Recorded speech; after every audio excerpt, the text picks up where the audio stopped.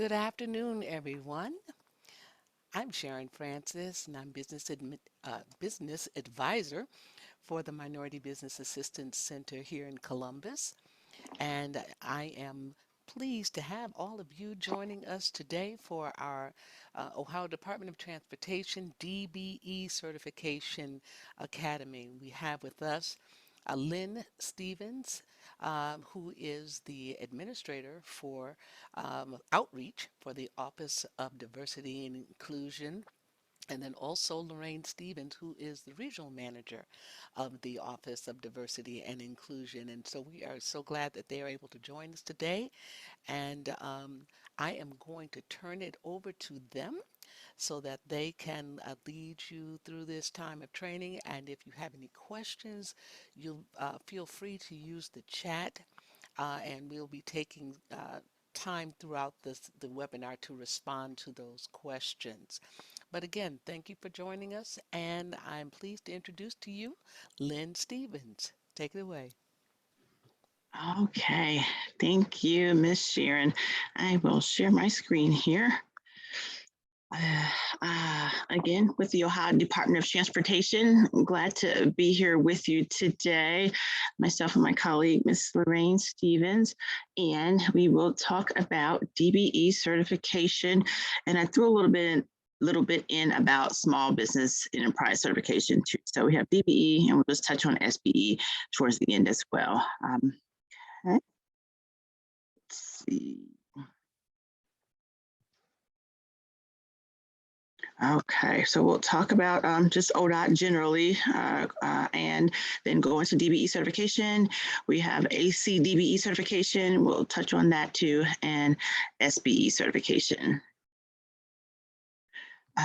As you know, the Ohio Department of Transportation, we handle the state's infrastructure system as far as the highways concerned, the state routes. So anything related to that, whether it's paving potholes, replacing signs, building, fixing bridges, installing, repairing culverts, which are the underground drainage pipes, anything related to our state highway system, ODOT is in charge of.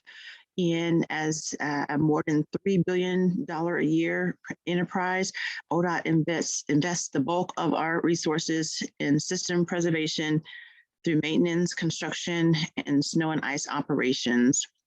And just to touch on our mission, to provide easy movement of people and goods from place to place.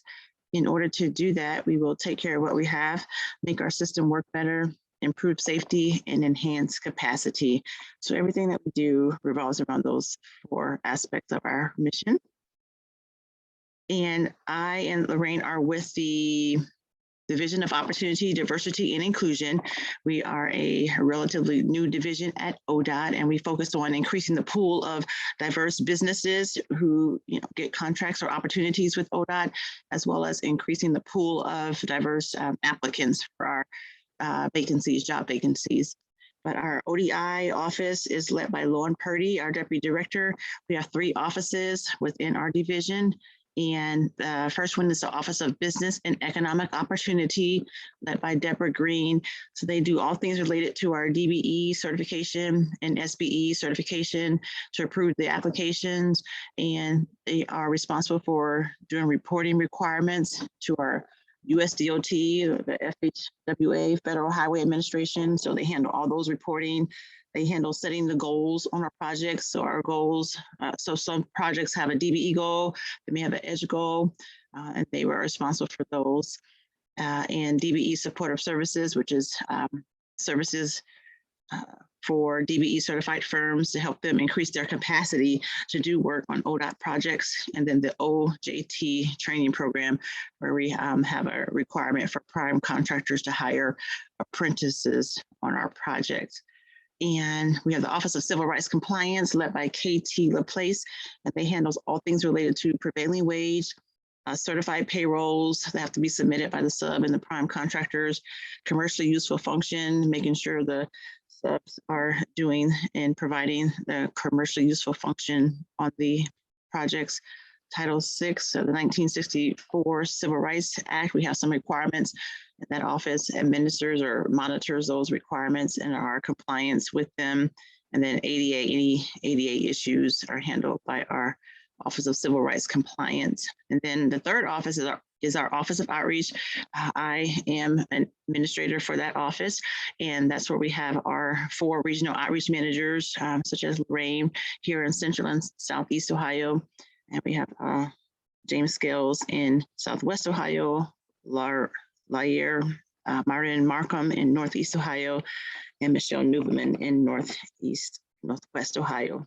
But we are all housed there, and we're a liaison for businesses looking to do business with ODOT or who are doing business with ODOT and just need assistance with doing business. There are concerns that come up, or they need information, or they need to get to a specific office about a specific problem. We can just be a liaison for them.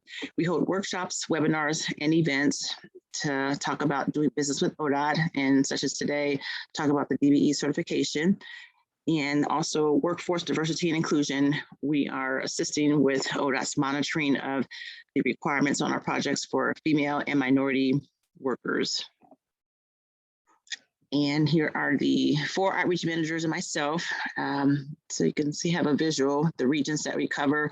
ODOT is divided into 12 districts, and you'll see how they're separated there on the screen. And again, Lorraine is in 5, 6, and 10, which is Central and Southeast Ohio. So a copy of the PowerPoint will be provided to the attendees, so you're free to reach out to us if you have any questions that we don't answer today. If you have any questions. And just in summary of some of the different certifications that are affiliated with ODOT as a state agency. So one is the DBE Goal, that's a federal program. So ODOT administers that federal program. And we have DBE development goals for those who are on the consultant side, meaning engineering, environmental, or professional services related to highway construction projects. So we have some goals for that participation of those firms. The EDGE, you may have heard of EDGE certification. We have EDGE goals as well on some of our projects for our highways and our state facilities. And we also have ODOT SBE Set Asides, which we'll touch on really briefly at the end of the presentation. We also use MBE certification for our goods and services. And some examples are office supplies, landscaping, janitorial, aggregate, so supplies that we may need for the highway system. There may be, we do have a requirement as well as other state agencies. The requirement is 15%, but ODOT has increased it to 20%. So we try to reach that 20% for opportunities for MBEs. And then veteran, which is a veteran-friendly business enterprise VBE certification. It's another state certification, and we are one of the state agencies. It's available to all state agencies for any of our bids we want to have a veteran preference for. So we have that as well. So with DBE certification, overall, ODOT has a 15.6% annual goal for our federally funded highway construction and design contracts, such as major highway construction, geotechnical design, environmental consulting in federal fiscal years 2021-22. So we're at the end of the federal, getting to the end of the federal fiscal year 22. So we will be holding a public meeting later this summer to announce what the goal will be for the next 3 years. Also, we have a transit office within ODOT, and they also have a DBE goal requirement. So their goal is 7.87% of all their contracting opportunities should be reserved for DBEs. And just to give you an example of how much has been spent towards DBEs in their contracting opportunities in federal fiscal year 20, DBEs were awarded $104 million in federal funds, and then prime contractors received the majority of that, and they dedicated that 83.8% which is 83 million to DBEs, and then DBEs of that remaining 104 million, 21 of them were primes themselves. So they received those funds. So about 104 million for fiscal year, federal fiscal year 20 was awarded to DBEs. And once you get DBE certified, you can also use your DBE certification with other agencies. Any agency that comes under the umbrella of the FAA, the Federal Aviation Administration, or under the FTA, Federal Transit Administration, or FHWA, the Federal Highway Administration, and that's where ODOT falls under that entity. So we have ODOT, we have local public agencies that are receiving these federal dollars through ODOT. So ODOT gets it, and then they're passed on to local public agencies for their projects as well. And so doing business with or being in touch with local public agencies when you get DBE certified would be probably a good thing to do, so you can see about some local projects that may be available. So local public agencies such as the cities, the counties, even sometimes the townships, and the transit systems. We all have transit systems in our area, CODA for Central Ohio, of course, and then the other transits around the state. The airports as well, they have DBE goals on some of their projects. So that may be another entity where DBE certified firms can find business. And then interstate certification, which is doing business with surrounding states or any of the other 50 states, 49 states throughout the country, wherever you would like to do business. Your DBE certification in your home state, you get certified first, and then you can take that and apply for interstate certification in any of the other states that you like to do business. So that's an option as well. Just on the certification process. So some of the eligibility guidelines, the owner has to be presumed socially and economically disadvantaged and must hold at least 51% ownership in the firm. Also, the presumed socially and economically disadvantaged owner must manage and control the DBE firm, and the personal net worth of the owner must be under 1.32 million. We don't count your personal residence or your interest in the business when we're looking at your personal net worth, so those are excluded.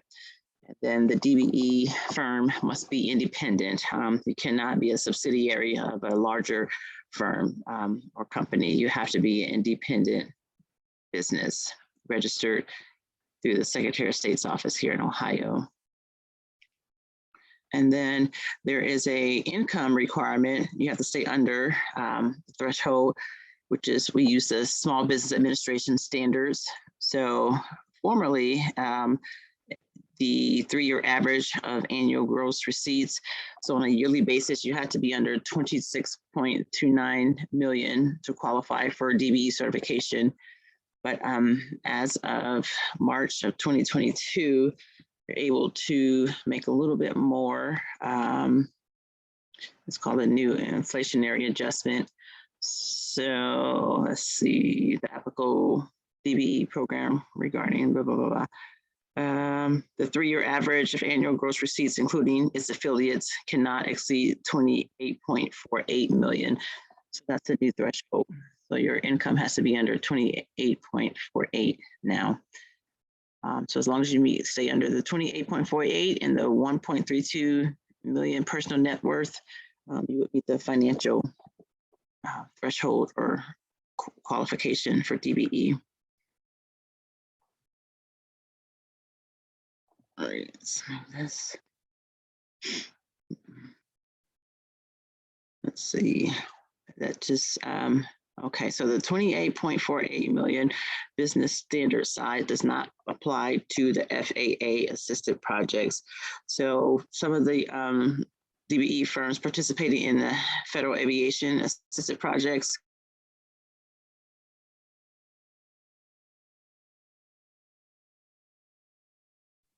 your size depends on the type of work that you're doing. So that 28.48 is higher, usually for the FAA projects.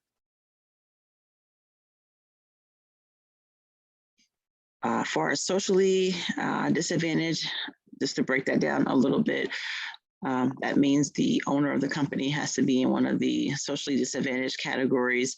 So for DBE certification, that is a woman, African American, Hispanic American, Native American, Asian American as an umbrella, but they break it down to Asian Pacific Americans and subcontinent Asian Pacific Americans. And if you are not a member of one of these classes, you can still apply for DBE certification, but the burden is on you to show how you are socially disadvantaged. So maybe someone in Appalachia or economically depressed area who is a white male, if he believes that has been a social disadvantage, he has to provide documentation and proof that maybe being in Appalachia has been a disadvantage for him and his business. So that's that. For the certification process, there's a link here, ohioucp.org. That's the Ohio Unified Certification Program, or is it Uniform Certification Program, where all our documents are listed. So you'll find the application there, personal net worth statement, and the NAICS code form is 3 parts of the application, and they're all there. You can download them and fill them out, and they can be submitted online as well. But once the application has been received, we have an intake review process where all the documents are reviewed. If there are any missing documents, an email is going to be sent to the firm, and then requesting that those documents be sent by a certain amount of time. But then when all the required documents are received, the application is going to be assigned to a certification analyst who will perform a desk review, and they would just go over the application once again and see if it's complete or if additional information is still needed. So after the desk review is complete, all the information has been submitted. An on-site is going to be scheduled. So the certification analyst will reach out to the applicant, the owner, to schedule an on-site visit. We were doing them virtually during COVID, but I think they've started back up in person now. And then you schedule a date for the certification analyst to come to your business. Even if it's a home office, that's fine, or another office. And then you all meet, and then after that, the certification decision is made. So the on-site visit is just an interview, basically, some questions that they will ask, the analyst will ask the owner, just to make sure you do have the expertise and experience to run the business. And after that on-site visit, the certification decision is made. And timelines. So when you initially send the application or submit it, the intake review, within 30 days of submission, ODOT must request the missing documentation if there's any, and then give you time to send that back in. And then within 30 days of the desk review, the certification analyst, if they want additional information, they should request that within 30 days. And then once the file is deemed complete, again, the on-site visit is scheduled. And overall, the certification decision and the process after the application is completed and received, it can take up to 90 days for the entire process to be completed. During COVID, an extension of time was requested by ODOT from the U.S. Department of Transportation, and we did receive that. So it could be, I think it's double that, 180 days they have now to complete the certification process, but it's not taking that long. On average, last I heard, it was more like 100, 120 days after the complete application for the decision to be made. And any additional information can be requested at any time during the DBE certification process. And this is just what the OhioUCP.org website looks like. Just some snapshots to show you where you find the application, and you'll see the green launch, and you'll see this on the side. You can download it and you can complete it, by hand, and you can put that together with all the documentation that's required. You can send it in the mail, or you can meet with one of the outreach managers in your area, and we can get it from you personally. At this time, the ODOT building is not open unless you have an appointment to meet with a specific staff person. Otherwise, it's still closed down because most of us are working at home, doing teleworking. So if you come to the building, just be sure you have an appointment with someone specifically. Lynn, Mhm. you were mentioning that they could meet with or give their documents to an outreach manager. Is that similar to what Lorraine does, or is there someone else that would be handling that? Oh, Okay. yes. On that map where we had Lorraine and James and Michelle and Lair, just Mm-hmm. depending on where you live. So if you are in Central Ohio, then yeah, Lorraine Stevens would be your contact person to Okay. meet with personally. So, Fantastic. Fantastic. Thank you. thank you. Okay, let's see. If you're certified, now what? Just some tidbits that once you're in the DBE program, you're certified, you will remain certified indefinitely, but just as long as you meet one requirement that's required each year. You must submit a annual declaration each year on your anniversary date. So that's a quick short form, and you have to provide a copy of your most recent or your last year's tax returns. And then that's used just to make sure you still are eligible for DBE certification, that you haven't outgrown the program, you haven't exceeded the financial thresholds of the 1.32 million and then the 28 point something or other million, I forget. So if you don't submit that each year, your DBE certification can lapse, and it can lapse, and then you will have to reapply for DBE certification a year later. You have to wait a year. So just submitting that form and your tax returns will prevent that from lapsing, and it will just continue. So that's the only one requirement to continue DBE certification. And then if you have a change of notice, any change in your ownership, change in address, location, change in the services you provide, we need a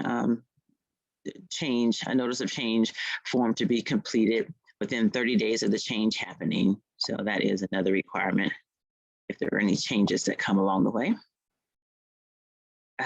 Interstate certification, where you're doing business with other states throughout the country.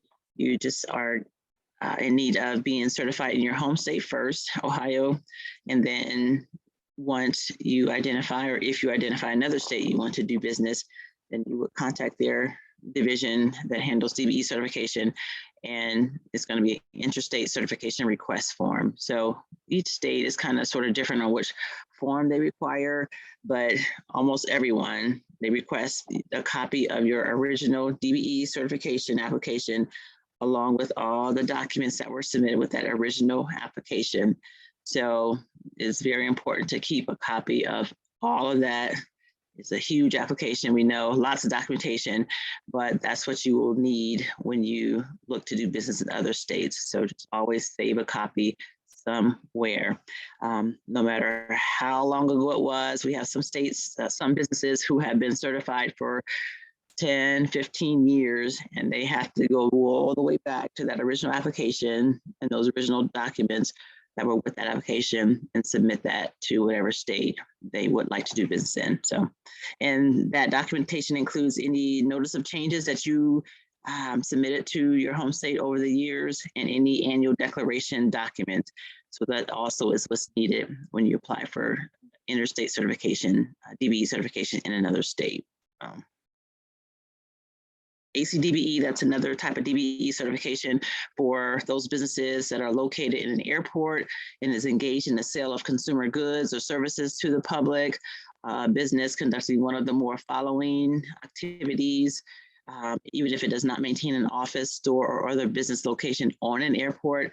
But if you're doing business in or for airport, so management contracts and subcontracts, web-based or electronic business in a terminal, or which passengers can access at the terminal, and advertising business that provides advertising displays or messages to the public at the airport, and any business that provides goods and services to a concessionaire within the airport. They may have a booth, they may have a store, but you provide goods and services within the airport. Then ACDBE certification is the best one for you.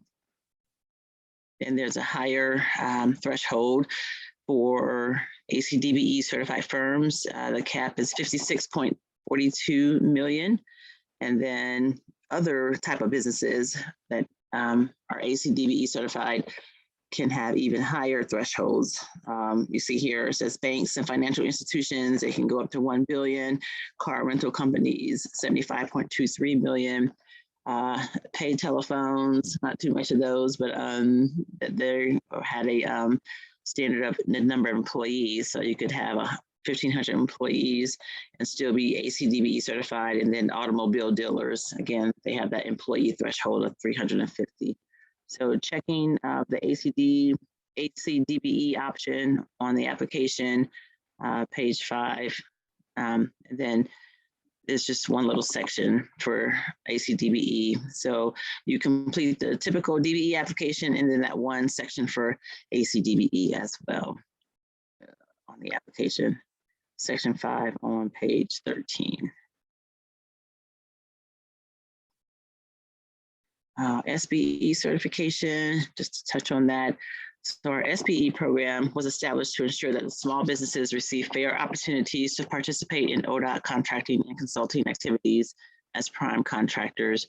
So these are for, like, you know, medium size, or I guess they could be small, but those who have the capacity to be a prime on our projects. And so it's a set aside program, and it would have an SBE designation in our bid letting pamphlet, which lists all of our upcoming projects. So you look for the ones that say SBE certified, SBE set aside, to see if you would like to bid as a prime on that. Typically, the projects stay under 2 million. We try to use the same type of projects that we use on our large projects, but just, you know, smaller quantities, or smaller values. So it could still be, you know, reconstructing or paving a certain amount of miles on the highway, but maybe it's just a smaller number of miles included in that project. Or it could be like repairing a bridge, or just doing a certain part of the bridge repair, or it could be redesigning or repairing the culvert, which are the underground drainage pipes. Some of them are overground, but so it's just the typical projects we have, just in smaller size. And SPE is race and gender neutral.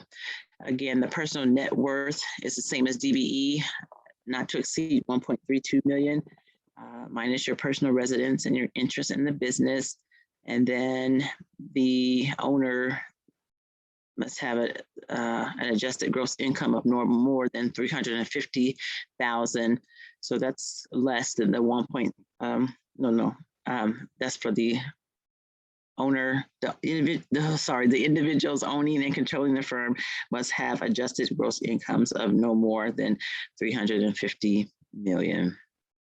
And then the firm or business overall must have average annual receipts of less than 15 million for construction firms and less than 7 million for construction related consultant services firms. So those are our engineering and professional design services, or environmental, or right away, or so long as you're providing a professional service, that's the threshold. You have to be under 7 million. So these thresholds are less than the DBE certification, and that just attests again to the fact that we're trying to use the all right. And far as SBE qualifications, some more qualifications. You have to be a for-profit firm, must work in the construction or construction-related consultant services field. And again, you are the prime on the project, and you're responsible for performing at least 30% of the work. And you have to have your own workforce to perform that 30% of the work. And then all the other subcontractors that you work with on that project, that will come up to 70%. They can perform the bulk of the work, 70% of the work.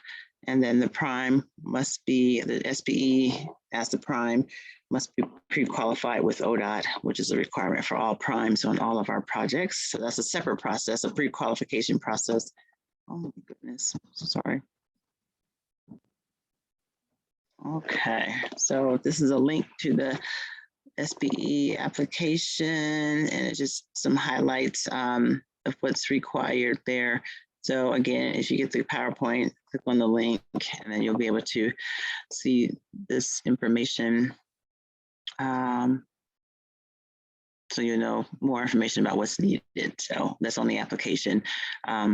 Must be notarized, and resumes and equipment, any additional owners or officers, tax return is a big thing, past 3 years, your tax returns. If you don't have any for your business yet, then it's your personal tax returns. And yeah, so that's SBE, some of the highlights of the documentation required, which is very similar to the DBE certification requirements. And just another snapshot here of how you can submit it and apply online. Once you go to the link in that previous field, you'll be able to see more on that actual application. And then we have the SBA Set Aside Projects listed on our website. And this is a snapshot of the websites. You can just click on the link here and it'll take you to the page, and you can see any upcoming SBE Set Aside projects, which is through our Office of Contracts. Let's see, a little bit more on the pre-qualification. All SBE firms must be certified prior to submitting a bid. You must be SBE certified. And there's another link to the pre-qualification requirements. So again, that's a separate process, separate application.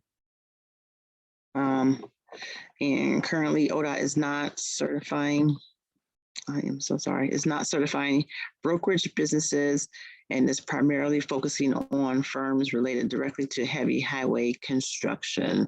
So again, if you do anything related to pavement, bridges, culverts, not too much the signage for the SBE set aside, then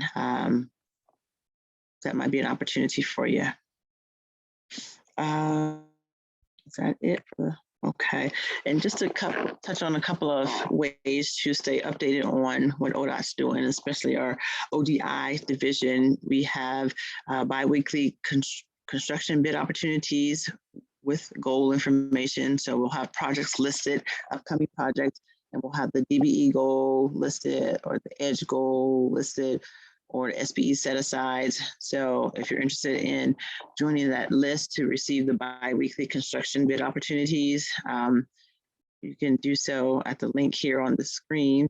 We also have monthly newsletters where we put our events, upcoming events, just information for contractors, any changes that we're going to implement.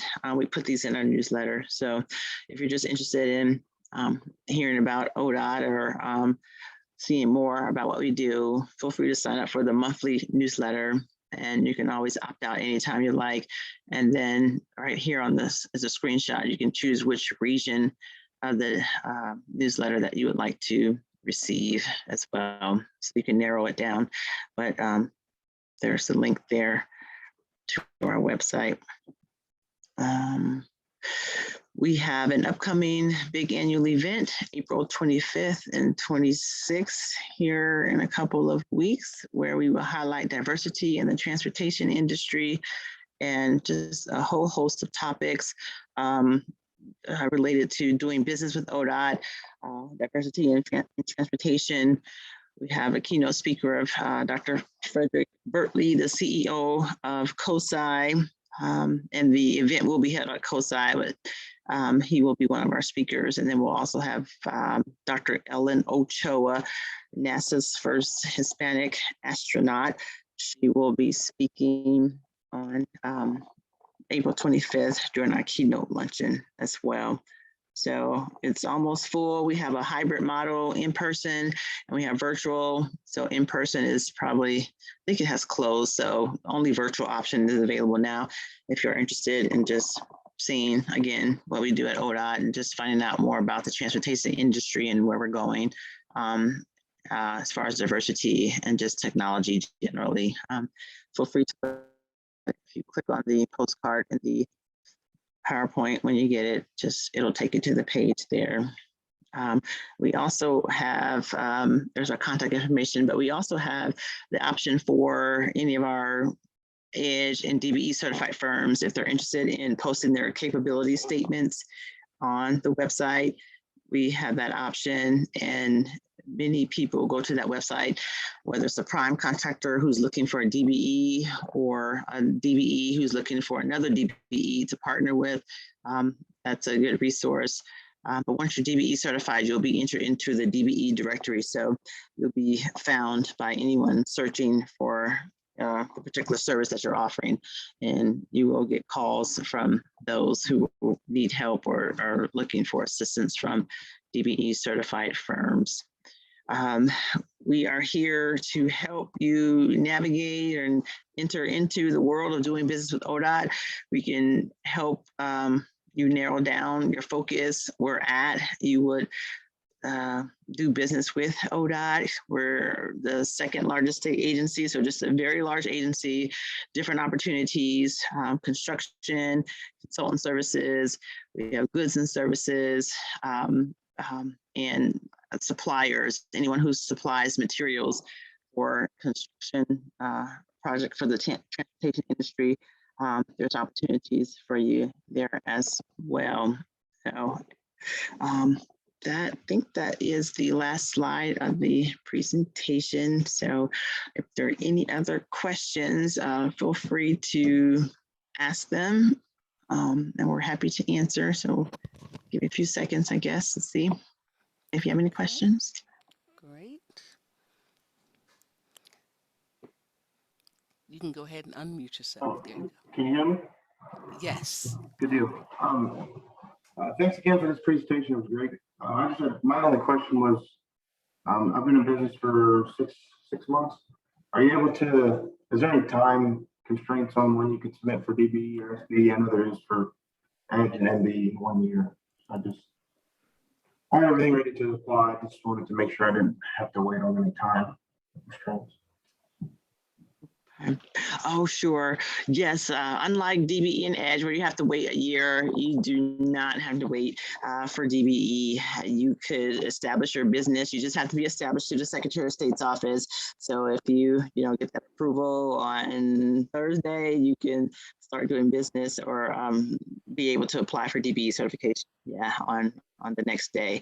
But you do have to show, if you said 6 months, so that's good, but you do have to show that you have business or have experience with doing the service that you want to be DBE certified for. So you will need to provide, and this is in the document checklist, or it's on the DBE application, where you provide 3 examples of contracts, invoices, anything that you've received to show that you've done the work that you're applying for DBE certification for. So that is a requirement. If 3 examples, if you have, to show that you were paid for these services. So that shows your experience. Yeah, don't have to wait a year though. So. All right. Well, that's good news to know. Great. Do we have any others? I see some names that I do recognize. Okay, Jarrell, you had another question? Yeah. Am I unmuted? There you go. Yes.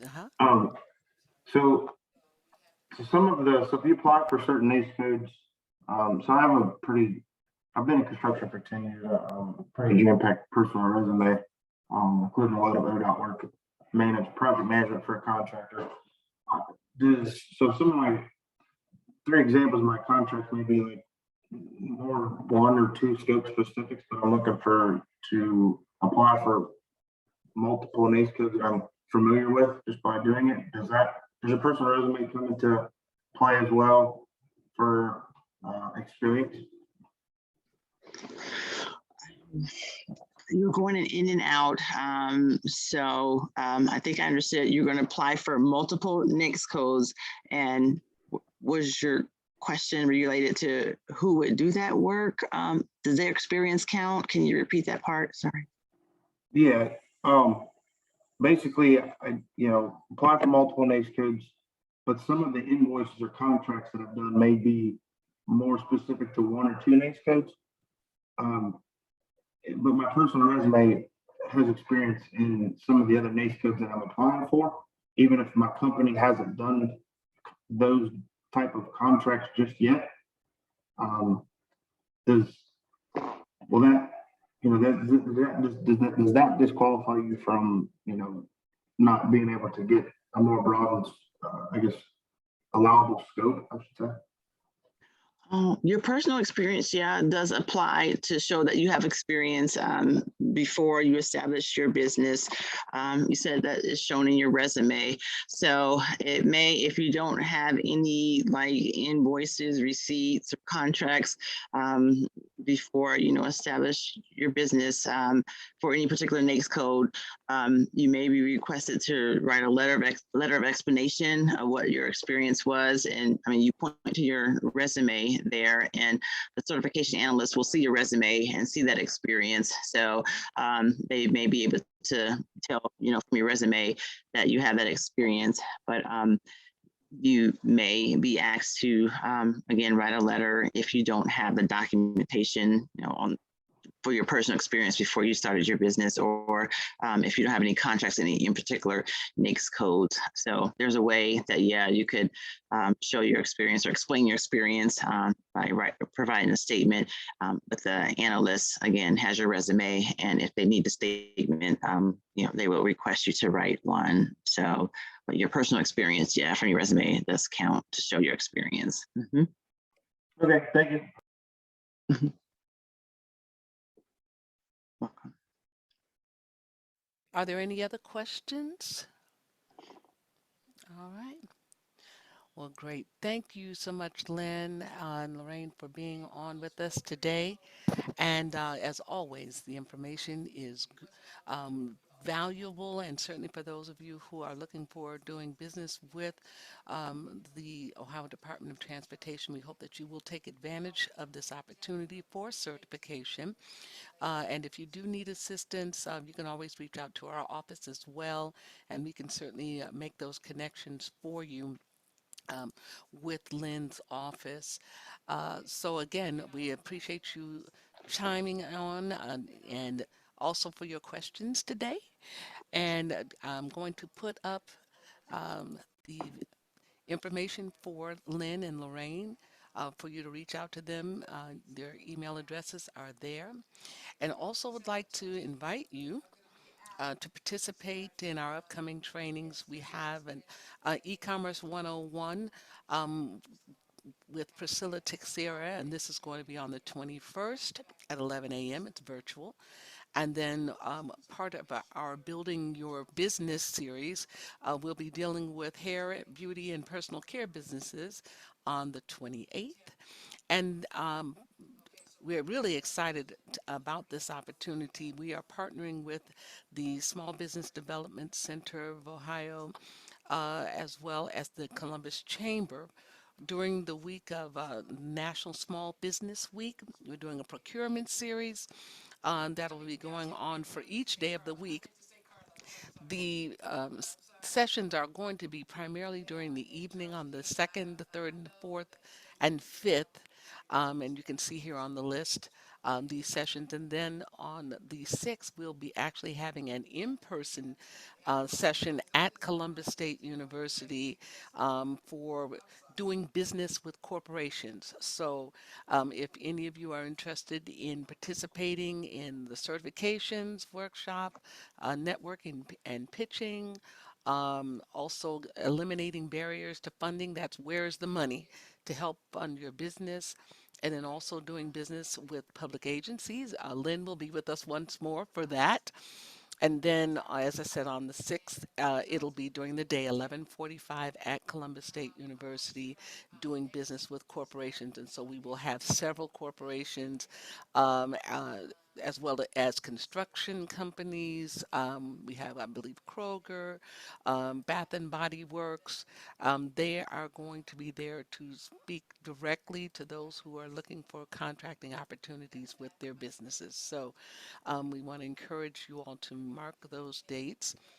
Also, keep an eye out for our weekly blog. I believe we do have a newsletter going out today that will have this information where you can actually register for these sessions. So, again, we appreciate you joining us today. And again, I'm Sharon Francis with the Minority Business Assistance Center. And on behalf of our director, Jesse Mark, we want to thank you for sharing your time with us. And again, thank you, Lynn and Lorraine. Y'all have a great weekend. Yes, wow. Thank you for having us. Bye, everyone.